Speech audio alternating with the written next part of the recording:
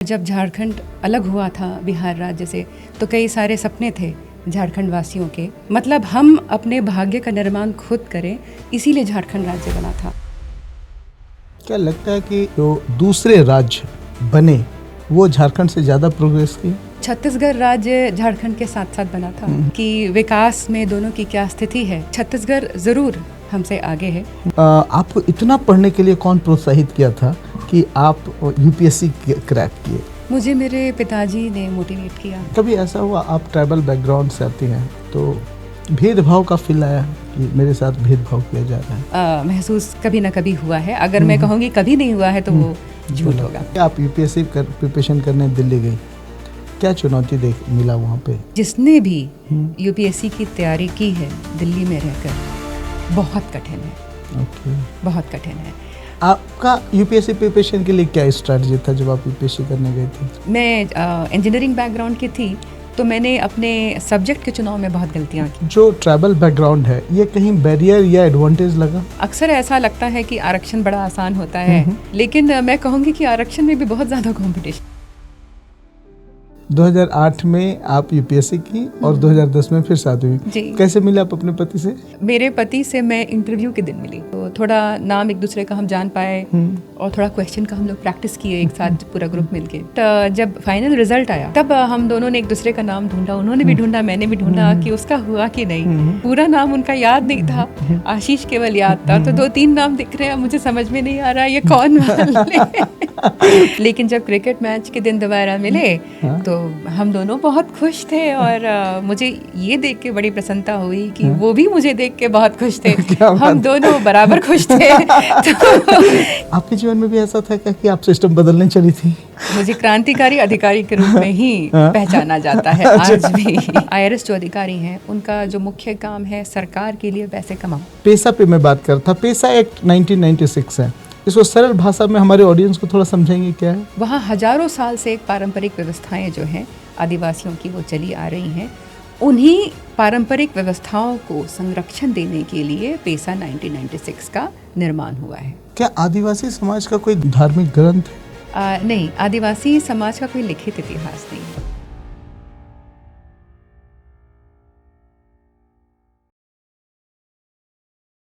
नमस्कार दोस्तों, काके टॉक्स के मंच पे हम आज फिर से स्वागत करते हैं एक ऐसे शख्सियत की जो झारखंड की मिट्टी से निकलकर देश की सेवा तक पहुंचने की एक मिसाल कायम करती हैं। एक ऑफिसर, एक महिला और एक सशक्त पदाधिकारी। हम बात करेंगे आज आईआरएस ऑफिसर श्री निशा उरांव जी से। और निशा उरांव माननीय मंत्री डॉक्टर श्री रामेश्वर उरांव जी की सुपुत्री हैं। हम जानेंगे इनसे कि नेता बनना चाहती थी या एक आईएएस ऑफिसर। हम जानना चाहेंगे कि इंजीनियर बनना चाहती थी या फिर कोई मंत्री।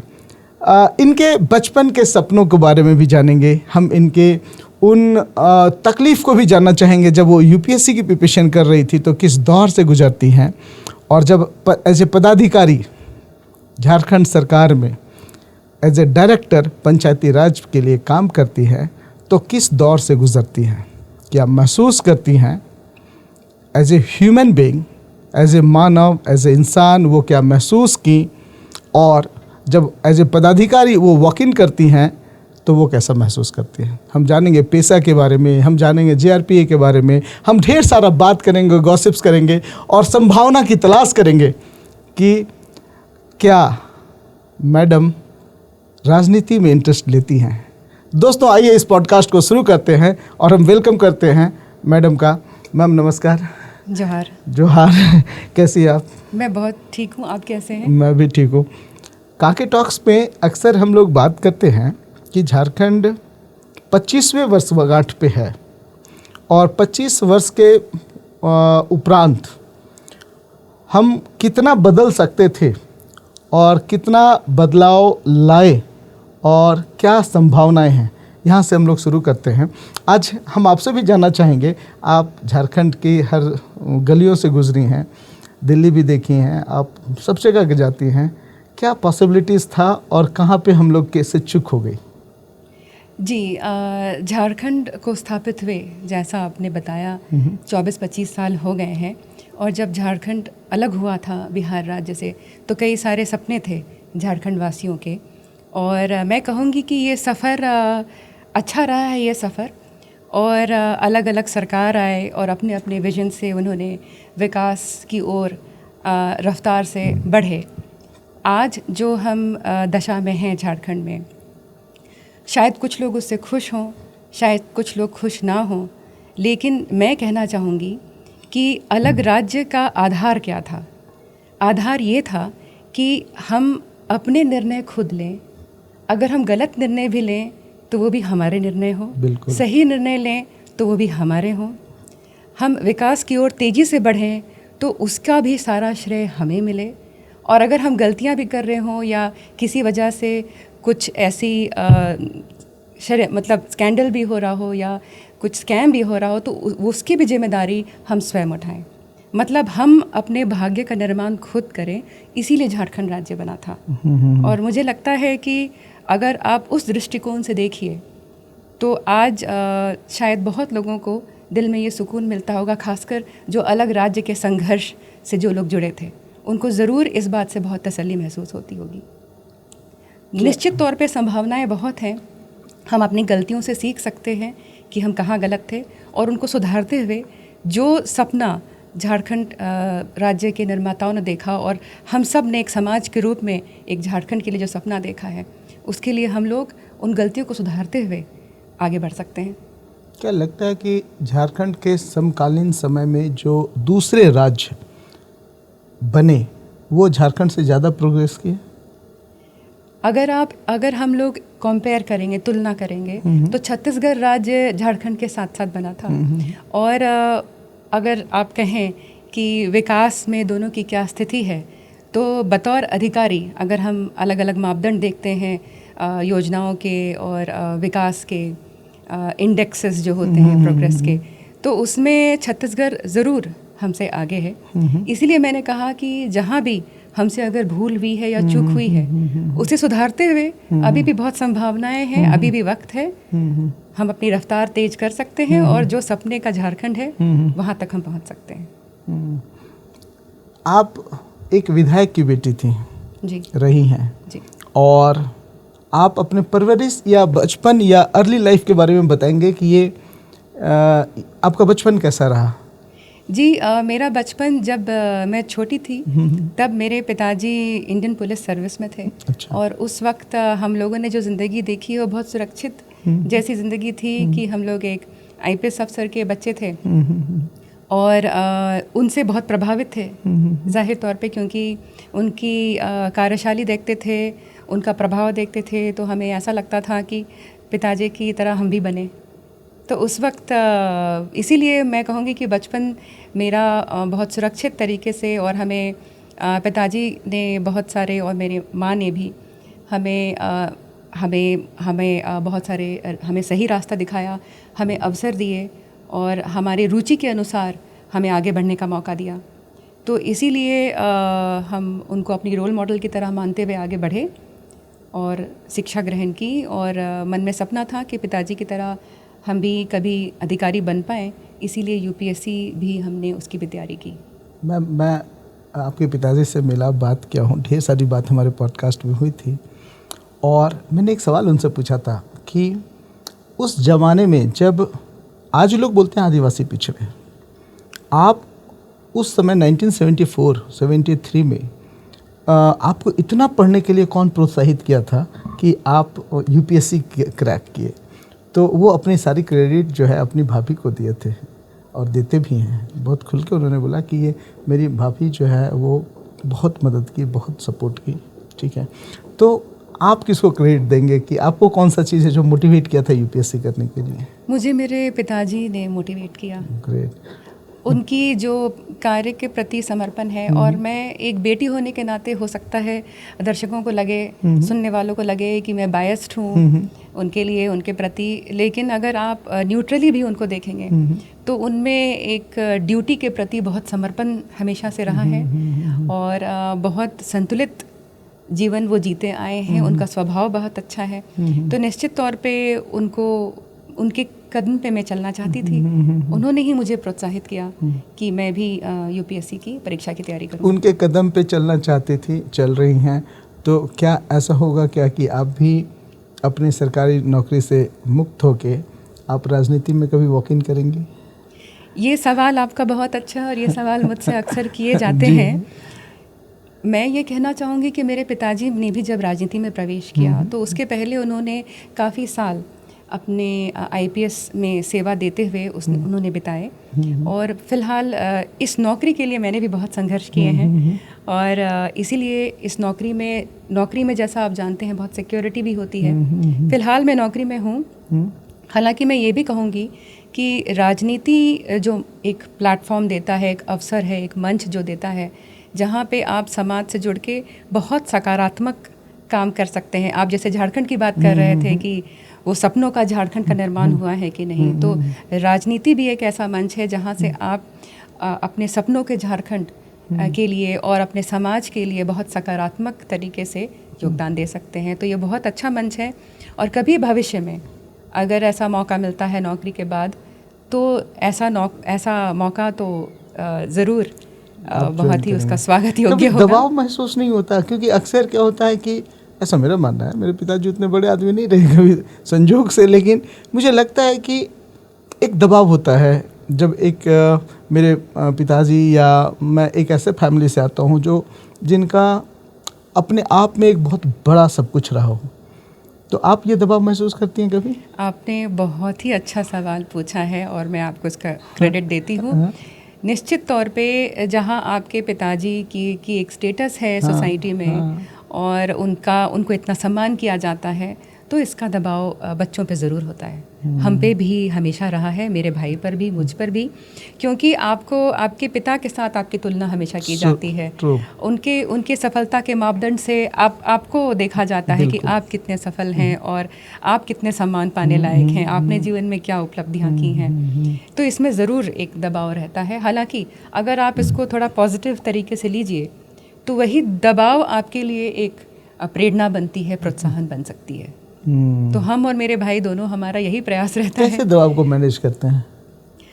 जैसे मैंने कहा कि उसको हम लोग मोटिवेशन के रूप में लेते हैं कि हाँ, जैसे पिताजी का जो स्तर है वो हम लोगों से बहुत ऊंचा है, और वही हमारे लिए एक तरह का प्रेरणा है कि हमें उस स्तर तक पहुंचना है, और जो उन्होंने एक अपने लिए जगह बनाई है समाज में, अपने किसी भी काम से, अपने किसी भी बर्ताव या व्यवहार से उनके सम्मान को किसी प्रकार से ठेस नहीं लगने देना है। तो ये एक तरह से आप कह सकते हैं कि हम पे सेल्फ इम्पोज्ड मॉरलिटी जो होती है बच्चों में, वो हम लोगों में है कि हमें किसी भी तरह से उनके सम्मान को ठेस भी नहीं पहुंचने देना है, और उनके स्तर तक हमें भी मेहनत करके आगे बढ़ना है। कभी ऐसा हुआ, आप ट्राइबल बैकग्राउंड से आती हैं, तो भेदभाव का फील आया कि मेरे साथ भेदभाव किया जा रहा है? जैसे मैंने आपको बताया कि चूंकि पिताजी आईपीएस थे, तो बचपन में तो बहुत ही सुरक्षित हम लोगों को एक एनवायरनमेंट था पढ़ने के लिए और आगे। लेकिन जहाँ तक भेदभाव का सवाल है, हमारे समाज में कुरीतियाँ भी एक सच हैं, तो इससे भी इनकार नहीं किया जा सकता है। और कहीं ना कहीं जाने अनजाने में भेदभाव तो महसूस कभी ना कभी हुआ है। अगर मैं कहूँगी कभी नहीं हुआ है तो वो झूठ होगा। तो इसको आप कैसे देखती हैं?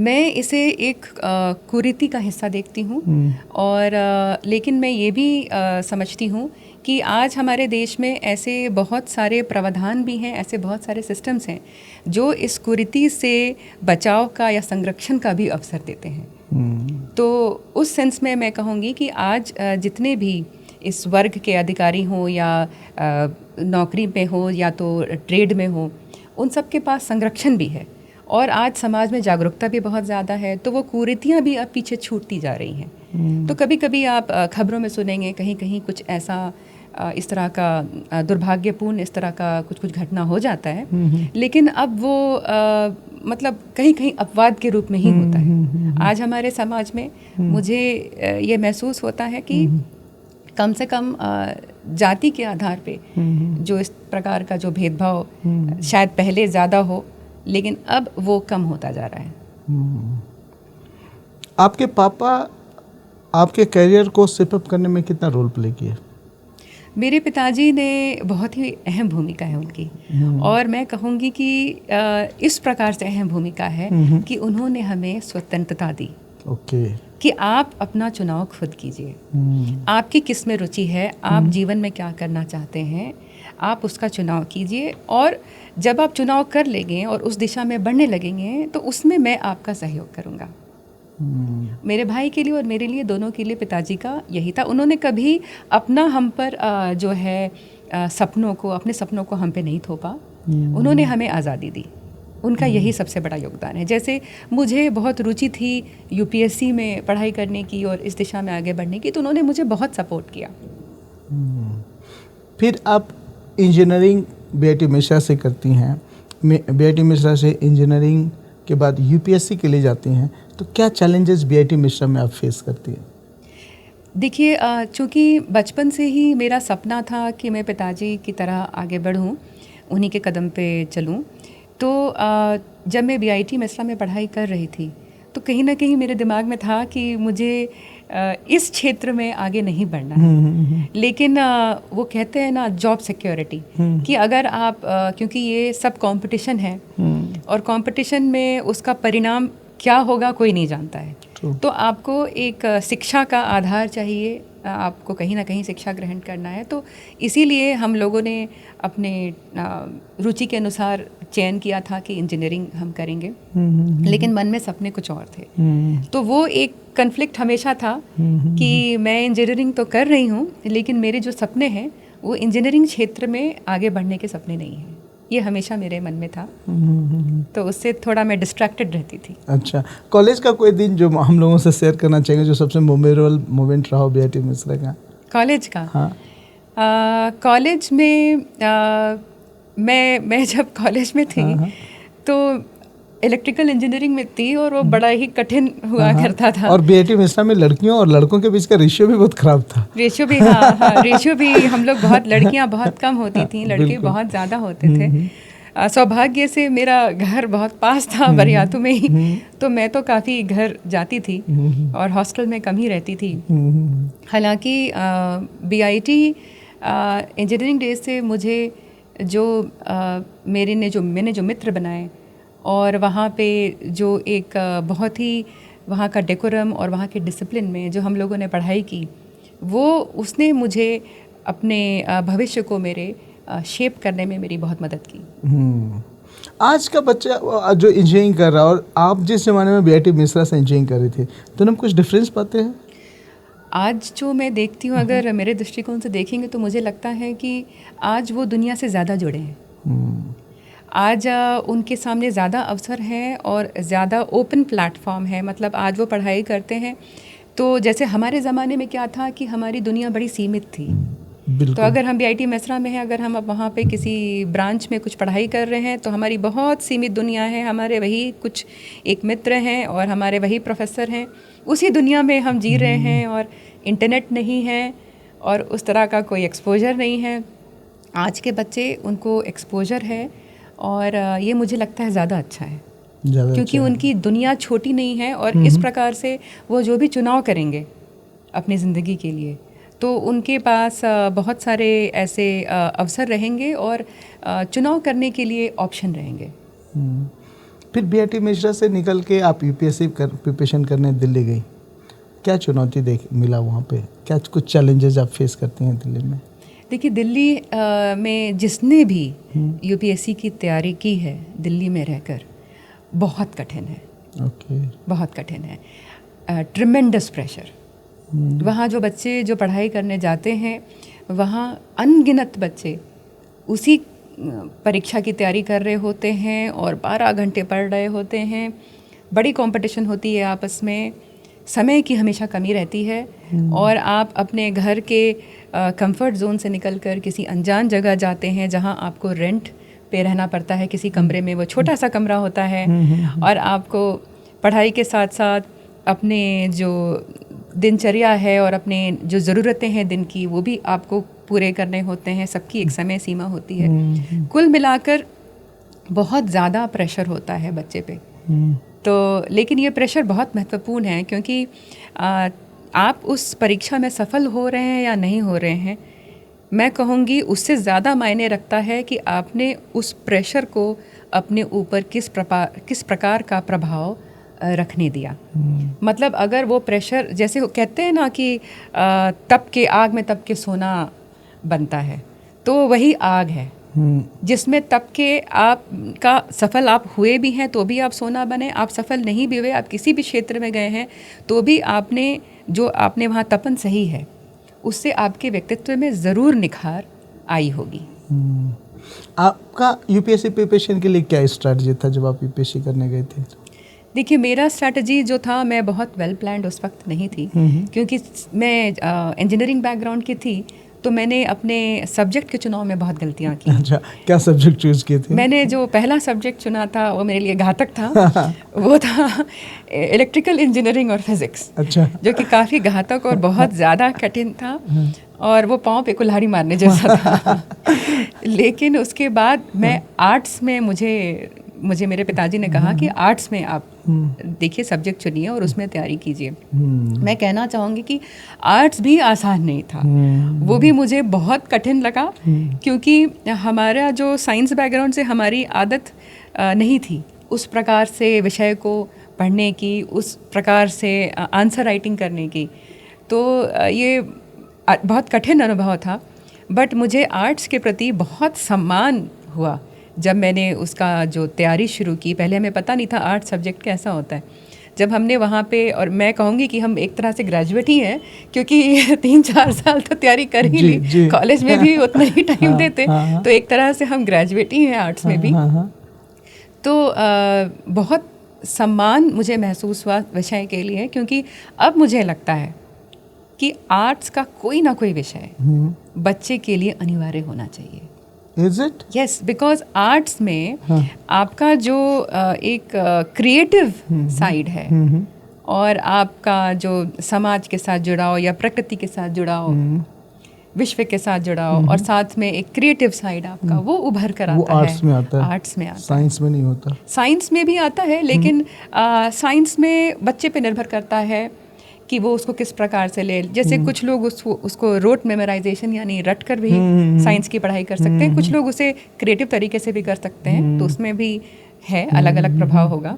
लेकिन आर्ट्स बहुत ही खूबसूरत सब्जेक्ट है और उसमें ज़रूर कुछ एक्सपोजर बच्चे को ज़रूर होना चाहिए। आपका जो ट्रैवल बैकग्राउंड है, ये कहीं बैरियर या एडवांटेज लगा कॉम्पिटिटिव एग्जाम्स में? देखिए, कॉम्पिटिटिव एग्जाम्स में मुझे तो आरक्षण मिला, तो बैरियर तो नहीं हुआ। हालांकि मैं एक बात ज़रूर शेयर करना चाहूँगी, सिंस ये अभी विषय उठा है, कि अक्सर ऐसा लगता है कि आरक्षण बड़ा आसान होता है, और मुझे भी ऐसा लगता था जब मैंने यूपीएससी का जो परीक्षा है उसे शुरुआत में मैं जब उसे देने के लिए आगे बढ़ी, लेकिन मैं कहूँगी कि आरक्षण में भी बहुत ज़्यादा कंपटीशन है। अच्छा। इतना आसान नहीं है। तो इसमें आदिवासी के रूप में मैं बहुत शुक्रगुजार हूँ कि मुझे बाधा तो महसूस नहीं हुई, और मैं कहूँगी कि मुझे कोई ऐसा अलग से कोई बहुत फ़ायदा मिला हो, ऐसा भी नहीं है। आरक्षण क्या ज़रूरी है? कॉम्पिटिटिव एग्जाम्स की मैं बात कर रहा हूँ। देखिए, आरक्षण एक बहुत लंबा डिबेट का विषय है। अच्छा। और मैं कहूँगी कि जब संविधान निर्माता ने आरक्षण का प्रावधान डाला, तो उस वक्त जो सोसाइटी में असमानताएं थीं, उन असमानताओं को देखते हुए डाला। तो निश्चित तौर पे आप ये समझिए, मैं जैसे उदाहरण के साथ समझाना चाहूँगी कि लोग सोचते हैं कि ठीक है, अगर वो आरक्षित वर्ग का अगर वो स्टूडेंट है और उसे शायद वही एनवायरनमेंट मिल रहा है और वही पढ़ाई कर रहा है, तो उसे आरक्षण आखिर क्यों मिलना चाहिए? मैं कहूँगी कि पढ़ाई केवल एक आयाम है, स्कूल का जो एनवायरनमेंट है और वहाँ कैसे शिक्षक हैं और वहाँ पढ़ाई कैसे मिल रही है, वो एक आयाम है।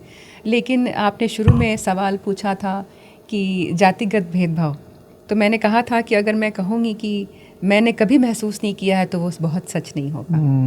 तो जब मैं खुद को, आप कह सकते हैं कि मुझे कहा जाएगा कि मैं एक सुरक्षित एनवायरनमेंट में हमेशा रही हूँ, तो मुझे तो इस प्रकार का भेदभाव महसूस नहीं होना चाहिए था। तो आप इसकी कल्पना करें कि जो ऐसे बच्चे हैं जो बहुत सुरक्षित इस प्रकार का उनको एनवायरनमेंट ना मिला हो, और तो उनके लिए कैसी स्थिति होगी, क्योंकि कुरीतियाँ हैं और कहीं ना कहीं उससे प्रभावित होते हैं। और मैं सम्मान करती हूँ संविधान के निर्माताओं का और समाज के बहुत सारे ऐसे जो विचारक हैं उनका, और इसीलिए मैं मानती हूँ कि जी आरक्षण की ज़रूरत है। और हाँ, लेकिन ज़रूर जो बहुत सारे और डिबेट आ रहे हैं कि उसमें किसी प्रकार के सुधार की ज़रूरत है या रिवीजन, वो तो सरकार का अपना निर्णय होगा। आपका यूपीएससी में कौन से ईयर में चयन हुआ मैम? मेरा 2008 में हुआ। 2008 में, ओके। जब पहले दिन, अच्छा नहीं, उससे पहले मुझे एक चीज़ और जानना है कि जब आपको पता चला कि आपका रिजल्ट हो गया तो सबसे ज़्यादा आपके जीवन में कौन खुश था? सबसे ज़्यादा कौन खुश हुआ? मैं तो खुश थी, ऑब्वियसली पिताजी। अच्छा, पापा सबसे ज़्यादा खुश थे। हाँ, पापा खुश थे। और पहला दिन जब आप ऑफिसर वाला ड्रेस पहन के आप ऑफिस में वॉक इन कर रही थी, आप थोड़ा डिस्क्राइब करेंगी कैसा महसूस कर रही थी? पहला दिन,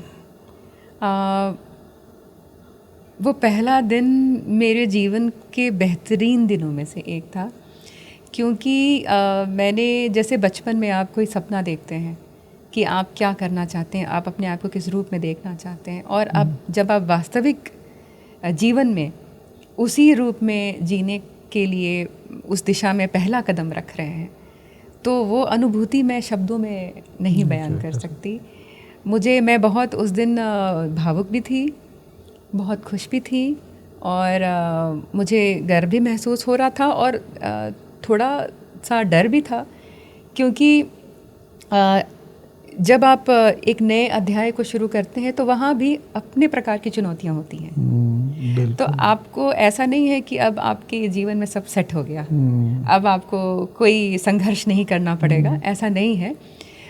उस दिन से नई चुनौतियों की शुरुआत होती है और नए संघर्ष की शुरुआत होती है। तो हर प्रकार की भावनाएं थी, लेकिन मुख्य रूप से मैं बहुत खुश थी, और मैं ईश्वर के प्रति मेरा विश्वास और बहुत ज़्यादा बढ़ गया था। भरोसा करती है भगवान पे? बहुत ज़्यादा। क्या बात, आपके पिताजी भी करते हैं? बहुत जी, करते हैं जी। ईश्वर सत्य है। पहली पोस्टिंग आपकी कहाँ थी? मेरी पहली पोस्टिंग हिमाचल में थी। अच्छा, पालमपुर। बहुत ही छोटा सा एक शहर। अरे मूवीज में बहुत आया पालमपुर। मेरे पति की पोस्टिंग वहाँ थी, तो उसी के आधार पे मैंने। अच्छा, आपकी शादी कब हुई फिर? मेरी शादी 2010 में हुई। 2008 में आप यूपीएससी की और 2010 में फिर शादी हुई। कैसे मिले आप अपने पति से? ये भी बहुत ही एक रोचक का अनुभव, रोचक कहानी होगा। दरअसल मेरे पति से मैं इंटरव्यू के दिन मिली। अच्छा। तो इंटरव्यू के दिन, और हम एक ही ग्रुप में थे। ओके।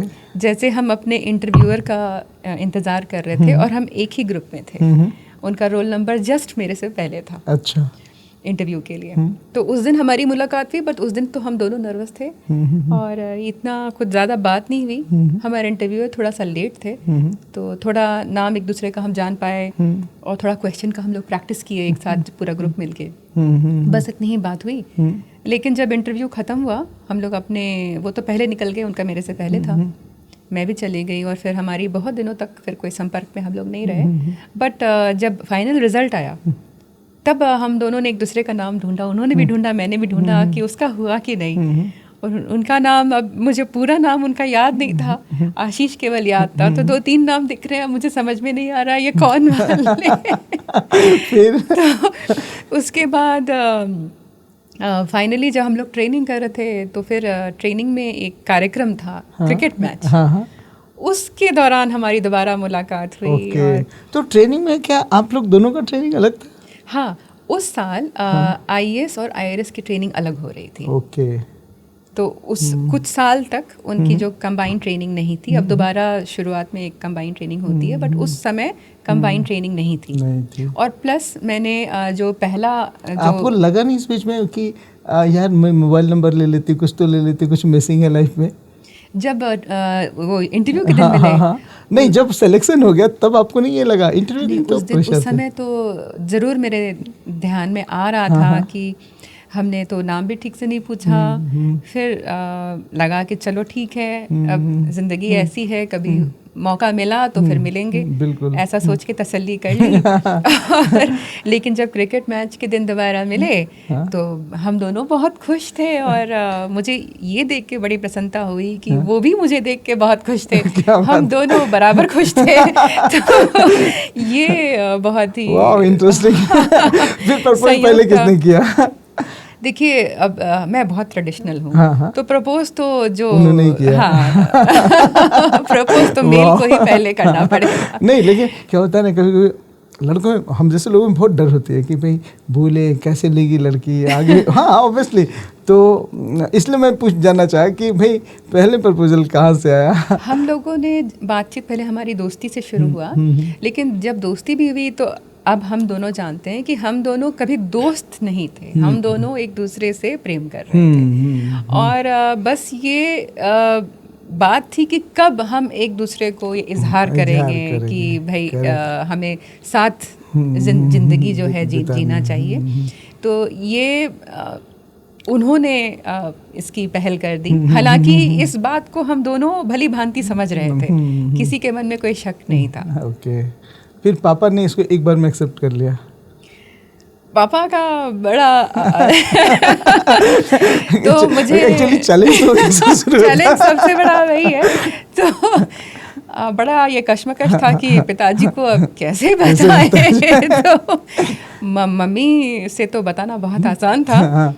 तो पिताजी को मैंने फ़ोन किया और मैंने कहा कि पिताजी अब आगे तो जीवन बिताना है और जीवन साथी की आवश्यकता होती है, तो मुझे लगता है कि मुझे जीवन साथी मिल गया है।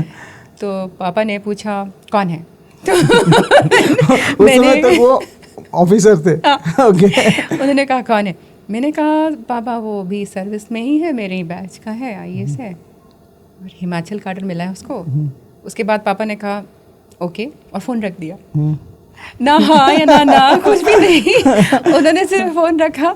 तो मुझे लगा कि खुश हुए, नाराज़ हुए, कुछ समझ में नहीं आया। तो अपनी माँ से बातें की, फिर उनके माध्यम से बात बन गई। चैलेंजिंग था ये, बहुत चैलेंजिंग था।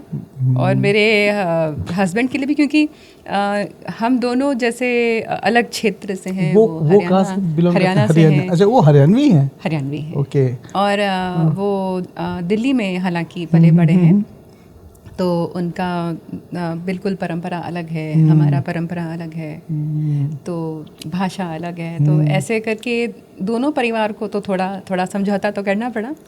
उनका पार्ट उनसे पूछूंगा कभी। उनके घर में क्या चैलेंजेस थे? जी, उनके यहाँ भी उन्होंने काफ़ी तैयारी की थी। ये आप उन्हीं से पूछिएगा। बिल्कुल। फिर आप जब एज एन ऑफिसर झारखंड कब आए? आप 2010 से लेके 2014 तक मैं वहीं थी। और उसके बाद लेकिन वहाँ पे हमें बहुत अच्छा अनुभूति नहीं हुआ, क्योंकि हम दोनों हिमाचल में रह के कभी साथ नहीं रह पाए। ओके।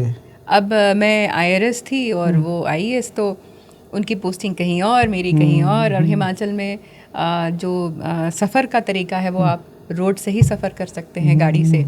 तो कहीं भी आने जाने में आपको असुविधा तो होती है, पहाड़ों के बीच में सफ़र करना तो बहुत आसान नहीं था। और वो 4 साल लगभग हम अलग अलग ही रहे। तो फिर हम दोनों ने इसलिए ये निर्णय लिया कि ऐसे तो कोई फ़ायदा नहीं है, तो हम लोग ऐसे मतलब झारखंड में चले जाते हैं जहाँ कम से कम हम लोग साथ रहेंगे। और मैं तो बहुत खुश थी इस निर्णय से कि हम घर वापस आ जाएंगे। और झारखंड हम आ गए। और फिर हम लोग को साथ साथ पोस्टिंग मिली, फिर हम साथ रहे। ओके। और फिर अभी कहाँ है आपके हस्बैंड? मेरे हस्बैंड जो सर्विस का रूल्स होता है, आफ्टर 7 years उनको फिर वापस जाना होता है। तो वो वापस चले गए हैं हिमाचल। अब उन्होंने वहाँ भी समय पूरा कर लिया है। अभी उनका बतौर जॉइंट सेक्रेटरी भारत सरकार में पैनलमेंट भी हो गया है। तो अब वो वापस आ सकते हैं। अब वो वापस झारखंड आ जी सकते हैं। अब वो झारखंड या दिल्ली जहाँ भी उनको ऐसा अवसर मिले वो आ सकते हैं।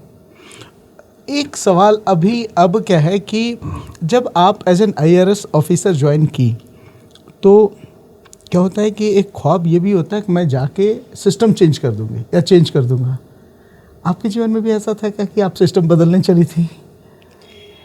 हाँ, मैं शुरू से इसी स्वभाव की थी। और ये कब रियलाइज हुआ कि संभव नहीं है? क्रांतिकारी अधिकारी, मुझे क्रांतिकारी अधिकारी के रूप में ही पहचाना जाता है आज भी। तो उसी स्वभाव के साथ थी। और मुझे कहीं भी लगता था कि सिर्फ सब लोग कर रहे हैं इसीलिए करना है, ये तो स्वीकार नहीं किया कभी। तो दरअसल क्या है कि जो भी नियम बनते हैं, क्या कोई भी नियम किसी इंसान से ऊपर होता है? नहीं, बिल्कुल नहीं। इंसान सबसे ऊपर होता है। बिल्कुल। तो वही प्राथमिकता रखते हुए मैंने क्रांति की अपने स्तर से, अपने तरीके से कई जगह क्रांति की। अच्छा, कुछ बताएंगे कोई इंटरेस्टिंग सा मोमेंट्स? जैसे अगर मुझे लगता था कि मेरे किसी जूनियर या मेरे सहपाठी के विरुद्ध अगर कुछ गलत हो रहा है तो उसका साथ देना और बुलंदी से आवाज़ उठाना। और जैसे अब मैं अगर भ्रष्टाचार की भी बात करूं तो बतौर अधिकारी अगर आपको कहीं पे दिखता है कि कुछ व्यवस्था है जो ठीक नहीं चल रहा है या कहीं भ्रष्टाचार है तो उसे ठीक करने के लिए भी पीछे लग जाना। और इसमें तो आपको बहुत बाधाएं आती हैं और आपके बहुत दुश्मन भी बन जाते हैं, लेकिन उससे एक और जिद हो जाती है कि अब तो करना है, अब तो इस बाधा को दूर करना है और ये काम पूरा करना है। कभी ऐसा नहीं लगा कि सिस्टम से फाइट करके यार अब हो गया, छोड़ दो, जो है रहने दो, कोई सुधरना नहीं चाहता, ऐसा फील नहीं आता कभी? नहीं, ऐसा कभी फील नहीं हुआ। Wow, spirit of leadership. अच्छा, एक सवाल, मैं जब आपसे पॉडकास्ट के लिए प्रिपरेशन कर रहा था तो मैं सोचा कि IRS कौन सा सर्विस होता है और क्या रिस्पॉन्सिबिलिटीज होती है, थोड़ी सी देखो। तो मैंने देखा टैक्सेशन भी आपकी जिम्मेदारी। टैक्सेशन मेरी जिम्मेदारी जी। मेरा एक सवाल, मतलब जब GST आया ना तब से दिमाग में था कि मैं कभी कि मौका मिले तो मैं बड़े अधिकारी से पूछूं इतना कॉम्प्लिकेटेड क्यों बनाया। एक बार में बोल देते हैं कि भैया ये आया ये गया, दोनों रिटर्न फाइल कर दो, बात खत्म। GSTR 1, GSTR 2, A, B, इसकी ज़रूरत कहाँ थी? जी, आपका बिल्कुल एकदम लेमैन लैंग्वेज में, मतलब आप मुझे समझेगा या ऑडियंस को समझेगा कि इसकी ज़रूरत क्या थी? हालांकि GST जो है वो कस्टम्स का क्षेत्र है और मैं इनकम टैक्स से हूँ। अच्छा। लेकिन मैं ये कहना चाहूँगी कि इनकम टैक्स में भी जो रूल्स हैं वो GST से भी ज़्यादा उलझाने वाले नियम हैं उसके। करेक्ट। जिसमें कई लोग उलझ के रह जाते हैं। मैंने कहीं पढ़ा कि आइंस्टीन ने बोला है कि भैया साइंस बेटर है ये टैक्स को समझने से। जी, बिल्कुल, उन्होंने बहुत सही बोला है। और जी, मैं भी यही इसी सोच की हूँ, इसी विचार की हूँ कि जो भी टैक्स के नियम है, चाहे GST हो या इनकम टैक्स हो, उसके नियम को सरल बनाना चाहिए। और आप देखेंगे हर साल जब बजट की घोषणा हो रही है और कुछ सुधार किया जा रहा है, आप देखेंगे सरकार उसी दिशा में बढ़ रही है। धीरे धीरे नियमों को सरल बनाया जा रहा है, क्योंकि ये नियम जो है वो सिर्फ आपके लिए कठिन नहीं है, वो हम अधिकारियों के लिए भी कठिन है। और आप अधिकारियों के लिए भी कठिन है? जी, हमारे लिए भी कठिन है। अधिकारियों के लिए भी कठिन है, सिर्फ हम नहीं है इसमें। जी, शुक्रिया। हमारे लिए भी कठिन है, क्योंकि हमें कंप्लायंस देखना है ना। तो कंप्लायंस देखना है तो हमें बहुत ही बारीकी से हर लॉ को समझना है। उस लॉ को लोग कैसे तोड़ने की कोशिश करेंगे या कैसे चूक होगी, ये सब चीज़ों को समझना है। तो जितना सरल होगा कानून उतना सबके लिए आसान होगा, अधिकारी के लिए भी बिल्कुल, और जो टैक्स दे रहे हैं उनके लिए भी। फिर पंचायती राज में आप डायरेक्टर बन के आती है, पंचायती राज में कैसे? मैं इसके पहले कृषि विभाग में थी। अच्छा। जब प्रतिनियुक्ति हुई राज्य सरकार में तो 2020 पहले मुझे कृषि विभाग मिला और उसके बाद मैं पंचायती राज विभाग में आई। हाँ। और मुझे ये मैं बहुत आभारी हूँ इस अवसर के लिए, क्योंकि बहुत अलग अनुभव। मैं आपको बहुत संक्षेप में बताऊंगी। जैसे टैक्स की बात कर रहे थे तो इनकम टैक्स या IRS जो अधिकारी हैं उनका जो मुख्य काम है सरकार के लिए पैसे कमाओ, ठीक है, इसको सरल तरीके से बिल्कुल सरकार के लिए। और पैसे कमाना कठिन है, आप भी अपने परिवार के लिए पैसे कमा रहे हैं और कितनी मशक्कत करनी पड़ती है ये हम सब जानते हैं। तो इनकम टैक्स अधिकारी को बहुत मशक्कत करनी पड़ती है सरकार के लिए पैसे कमाने में, और उसके लिए कोई सब उससे नाराज़ भी रहते हैं इनकम टैक्स अधिकारी से। और यहाँ राज्य सरकार में आकर उसका ठीक उल्टा काम था, यहाँ पैसे खर्च करने थे। तो जो पैसे सरकार के लिए कमाए थे, अब मुझे वैसे अनुभव मिला कि मुझे वही पैसे अब खर्च करने हैं। तो पहले मुझे लगता था कि खर्च करना तो बड़ा आसान है, क्या है खर्च कर दो, नहीं, लेकिन खर्च करना भी बहुत मुश्किल है, क्योंकि सरकार की जो योजनाएं हैं वो लाभुक का चयन, अंतिम पंक्ति तक जो व्यक्ति है उस तक लाभ पहुंचाना, और बहुत सारे फाइनेंशियल रूल्स हैं, वित्तीय नियम हैं, उसके जो है दायरे में रहकर सब खर्च करना, समय पे खर्च करना, ये जटिल प्रक्रिया है, आसान नहीं है और बहुत मेहनत करनी पड़ती है। तो इसका अनुभव मुझे कृषि विभाग और पंचायती राज विभाग दोनों में मुझे इसका अनुभव मिला। और सबसे यहाँ पे ख़ास बात यह है कि जब आप खर्च कर रहे होते हैं पैसे, तो आपको अवसर मिलता है कि आप लोगों से जुड़ें, बिल्कुल, बहुत सारे लोगों से जुड़ें, उनकी समस्या को समझें, पहचानें, और ये बहुत ही एक सुंदर अनुभव था मेरे लिए।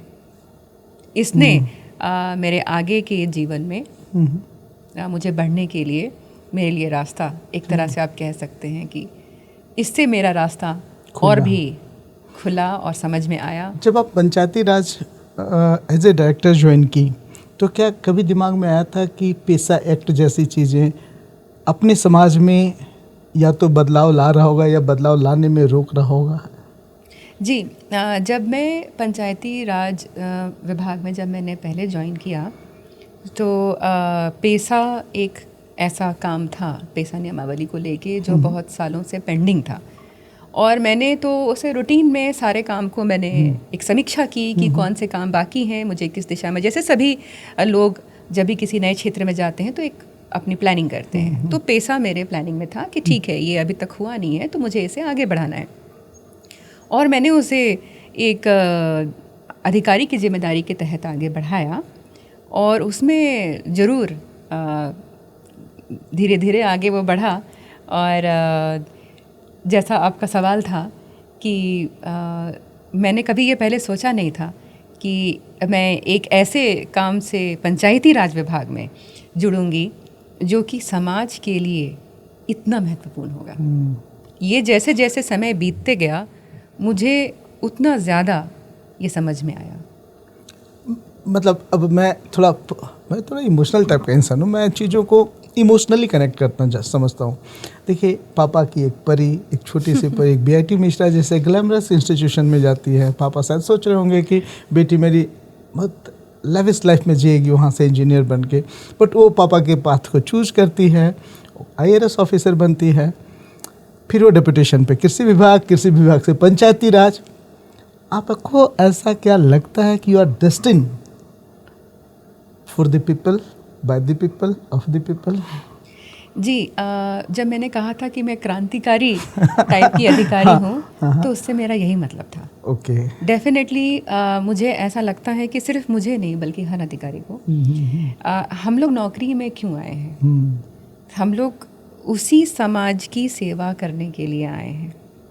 तो yes, of the people, by the people, for the people, ये जो प्रिंसिपल है। लेकिन मैं यहाँ पे एक बार इंटरप्ट करूँगा, ऐसे पदाधिकारी तो बहुत कम है। आप देखिए झारखंड की स्थिति, 6 IAS ऑफिसर हैं, they are behind the bar, या एलिगेशन है या चार्जेस लगे हैं, तो कहीं ना कुछ तो लैकिंग है। या स्टिल जब हम बहुत बार पॉडकास्ट करते हैं, बहुत बार गुजरते हैं जीवन, इवन निजी जीवन में, सामाजिक जीवन पे, तो हम देखते हैं कि कहीं ना कहीं हम सब लोग संलिप्त हैं इन चीज़ों में। देखिए, जैसे जो झारखंड में अभी जो हो रहा है, जो कुछ अधिकारियों पे ऐसे आरोप हैं और जो फिर कुछ जेल भी गए हैं, तो ये दुर्भाग्यपूर्ण है। लेकिन कुछ इस तरह के घटनाओं से पूरे वर्ग के बारे में एक इम्प्रेशन बनाना, एक छवि बनाना मेरे हिसाब से बहुत उचित नहीं होगा। बिल्कुल। और मैं अपना जो है अपने बहुत ही सच बताना चाहूँगी, जो मैंने सचमुच महसूस किया है राज्य सरकार में भी काम करते हुए। जैसे मैं जब कृषि विभाग थी, मुझे बहुत बोला गया था जब मैं कृषि विभाग ज्वाइन कर रही थी कि बहुत ही भ्रष्ट विभाग है, यहाँ तो लोग जेल गए हैं बीज घोटाले में, और पता नहीं आलू घोटाले में जेल भी गए हैं, बड़ा कंट्रोवर्सी हुआ है, संभल कर रहना ये वो। तो मैं जब गई तो मुझे इस तरह का फीडबैक दिया गया। लेकिन जब मैंने काम करना शुरू किया तो मैंने पाया कि जो यहाँ के कर्मी हैं, अधिकारी हैं, उनमें एक अच्छाई भी है, उनमें संवेदनशीलता है और वो मेहनत करने की क्षमता है। यहाँ पे क्या ज़रूरत है? उन्हें सही माहौल देने की ज़रूरत है। उन्हें वो सही माहौल चाहिए जहाँ वो अपने निर्णय लेने में डरे नहीं, उन्हें सही प्रकार की लीडरशिप मिले, उन्हें सही एनवायरनमेंट मिले, और अगर वो सही काम कर रहे हों तो इसके लिए उन्हें संरक्षण भी मिले। और अगर ये सारे आप उन्हें प्रदान करेंगे, ये सारे उनको प्रदान अगर किया जाएगा, तो आप पाएंगे कि यहाँ अधिकारी कर्मी संवेदनशील हैं और उनमें प्रतिभा है। जैसे मैं आपको उदाहरण दूँ छोटा सा, मैं ब्लॉकचेन का उदाहरण देती हूँ। मैं अभी कृषि विभाग का उदाहरण दे रही हूँ। तो ब्लॉकचेन टेक्नोलॉजी आपने कभी सुना होगा कि ये नई टेक्नोलॉजी है। जी जी जी। तो इसमें हमारे विभाग में मुझे अवसर मिला कि ब्लॉकचेन टेक्नोलॉजी से क्यों ना हम इसे बीज वितरण में इसका उपयोग करें। मुझे मेरे सीनियर ने ये सजेस्ट किया, जो मेरे सचिव महोदय थे उन्होंने सजेस्ट किया, और मैंने इसे एक चुनौती के रूप में स्वीकार किया कि ठीक है, ब्लॉकचेन टेक्नोलॉजी करते हैं। पूरे भारत देश में इस टेक्नोलॉजी के आधार पे बीज वितरण तो क्या, कोई भी इस प्रकार का वितरण नहीं हुआ था सरकारी योजनाओं में। तो बीज वितरण के लिए फिर मैंने ट्रेनिंग शुरू की गई। मुझे कहा गया कि आप पहले पायलट कर लो, क्योंकि नई टेक्नोलॉजी है, पता नहीं जो अधिकारी कर्मी हैं वो कर पाएंगे कि नहीं, वो आपके साथ उतना कोऑपरेट करेंगे कि नहीं। मैंने कहा नहीं, पायलट नहीं करना है, एक साथ लागू करना है। और फिर इसकी ट्रेनिंग शुरू हुई, और जो जिला कृषि पदाधिकारी हैं और कर्मी हैं उनके साथ ट्रेनिंग हुई।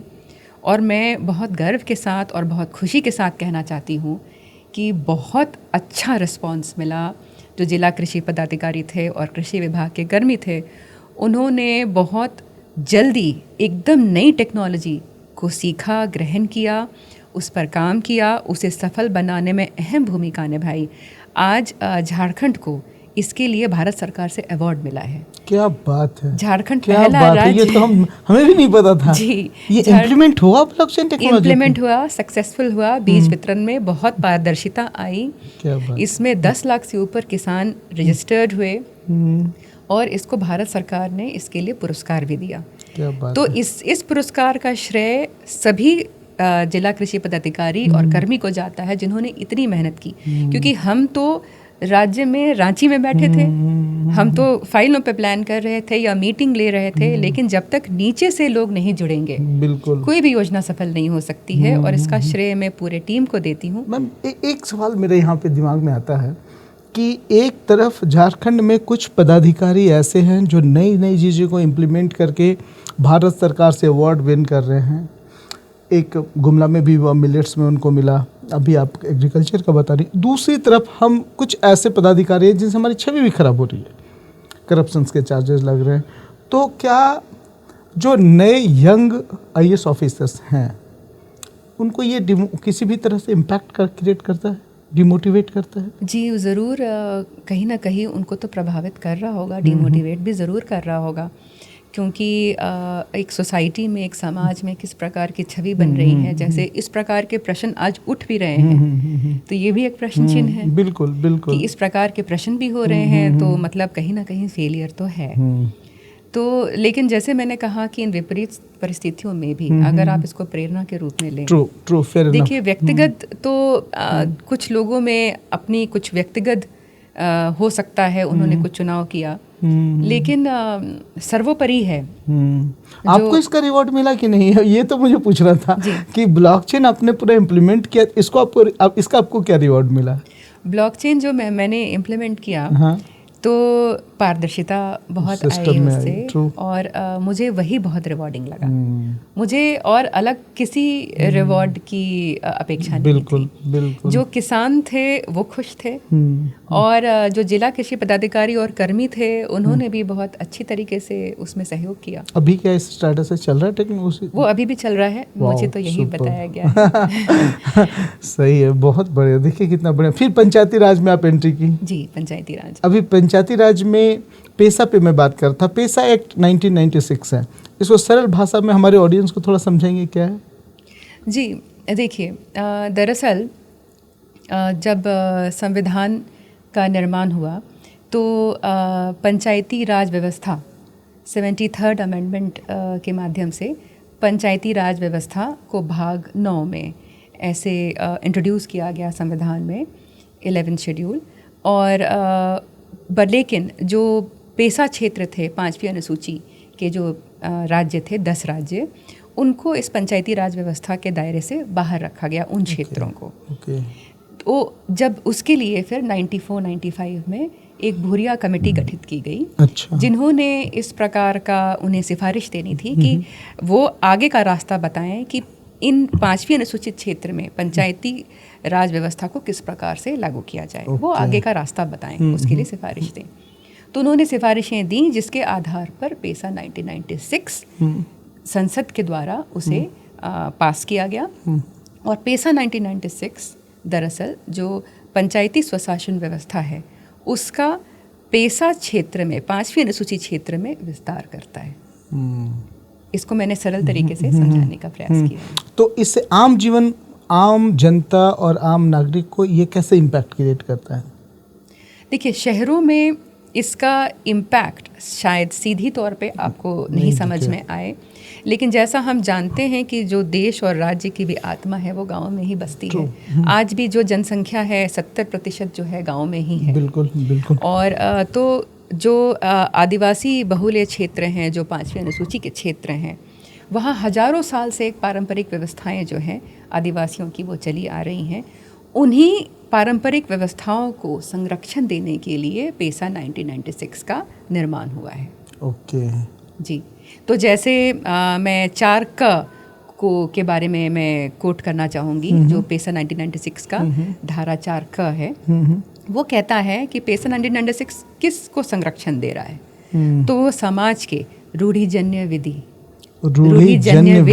Customary law, okay, customary law, सामाजिक एवं धार्मिक प्रथा, सोशल एंड रिलीजियस कस्टम्स, और परंपरागत प्रबंधन यानी ट्रेडिशनल मैनेजमेंट। ओके।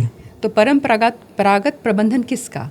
प्राकृतिक संसाधनों का। तो पुराने ज़माने से क्या था कि जो गांव थे और गांव में जो प्राकृतिक संसाधन थे उसका ग्राम सभा के माध्यम से उनका प्रबंधन किया जाता था।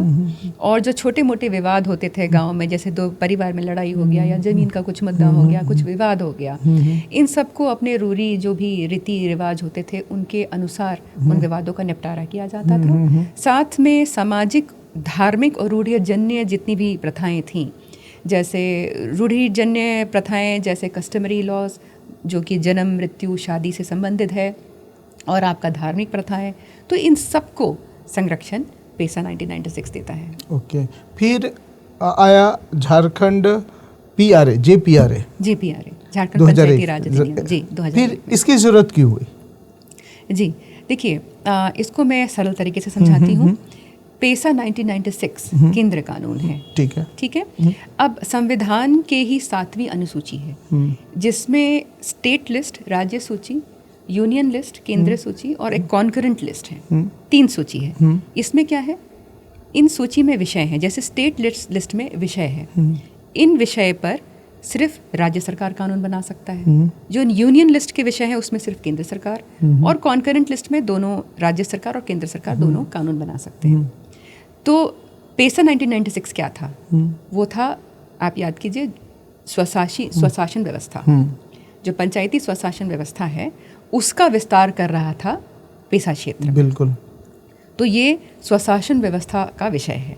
स्वशासन व्यवस्था स्टेट लिस्ट में आता है, राज्य सूची में आता है, यानी इसमें कौन कानून बना सकता है? राज्य सरकार। तो पेसा 1996 के तहत उसके ही प्रावधानों के अधीन रहते हुए सभी 10 पेसा राज्यों को सबसे पहले या तो अपने अधिनियम में बदलाव करना था, संशोधन करना था, या अधिनियम नहीं है तो नए अधिनियम का निर्माण करना था। तो इसी का पालन करते हुए झारखंड में भी झारखंड पंचायती राज अधिनियम का निर्माण हुआ, पेसा 1996 के प्रावधानों के अधीन रहते हुए। तो क्या एक दोनों एक्ट जो है वो एक दूसरे के पूरक हैं या एक दूसरे के अगेंस्ट में है? देखिए, पेसा 1996 के अगर कोई असंगत हो तो वो तो खत्म हो जाएगा, बिल्कुल उसे मान्यता ही नहीं मिलेगी। और ये विचार जरूर आ सकता था जब झारखंड पंचायती राज अधिनियम JPRA जब गठित हुआ तो उसे चुनौतियां भी दी गई, कोर्ट में चुनौतियां दी गई और उसके प्रावधानों को चुनौती दी गई JPRA के। लेकिन सुप्रीम कोर्ट और हाई कोर्ट दोनों ने सरकार के पक्ष में फैसला सुनाया। उन दोनों का ने कहा, माननीय कोर्ट ने कहा कि झारखंड पंचायती राज अधिनियम जो है वो पेसा 1996 के प्रावधानों के साथ असंगत नहीं है, ये उन्होंने कहा। तो इसी कोर्ट के निर्णय का पालन करते हुए फिर पेसा नियमावली गठन की प्रक्रिया को भी शुरू कर दी गई। ओके, लेकिन एक बात बताइए, JPRA हमारा जो है वो व्यवस्था पे कैसे इलेक्टेड बॉडी पे फोकस्ड है और पेसा जो है वो पंचायती सभा पे फोकस्ड है, तो दोनों तो थोड़ा सा डिफरेंस है। मैं इसे समझाती हूँ। हाँ। झारखंड पंचायती राज अधिनियम पूरे राज्य के लिए है, जिसमें सामान्य क्षेत्र भी हैं और पेशा क्षेत्र भी है। बिल्कुल ठीक है। तो झारखंड पंचायती राज अधिनियम में दोनों प्रावधान हैं। सामान्य क्षेत्र के लिए दूसरे प्रावधान है, अच्छा, और पेशा क्षेत्र के लिए दूसरे प्रावधान है।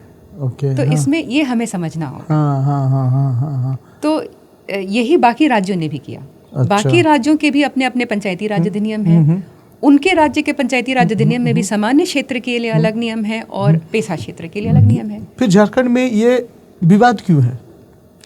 देखिए, विवाद उत्पन्न तो हुआ है और बहुत साल से हो रहा है। अभी बहुत सारा वर्कशॉप हम देख रहे थे। जी। तो क्यों ये विवाद का जड़ क्या है, कहाँ पे विवाद है? देखिए, इसको मैंने भी समझने का बहुत प्रयास किया अपने कार्यकाल में जब मैं पंचायती राज निदेशक थी। ये प्रकाशित हमने किया था 2023 अगस्त में, और सुझाव और आपत्तियों का मतलब उन्हें हमने उसका बुलावा किया था, स्वागत किया था कि आप अपनी अपनी आपत्ति सुझाव लेकर आइए।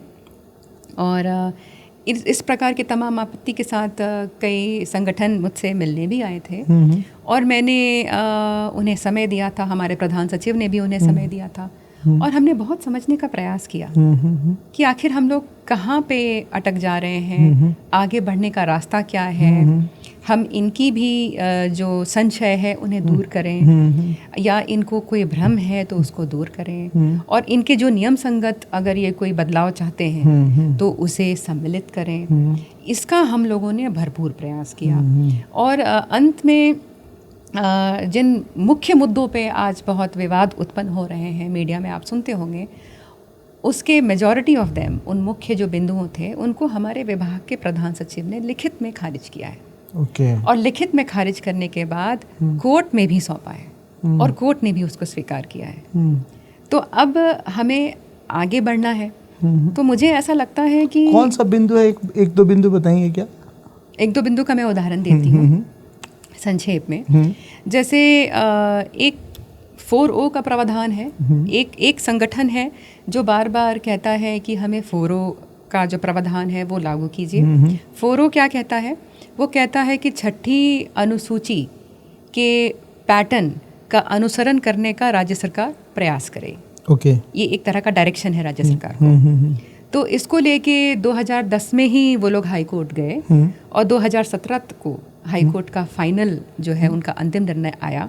उसके बाद सुप्रीम कोर्ट भी लोग गए और सुप्रीम कोर्ट का भी जो निर्णय था वो सरकार के ही पक्ष में आया।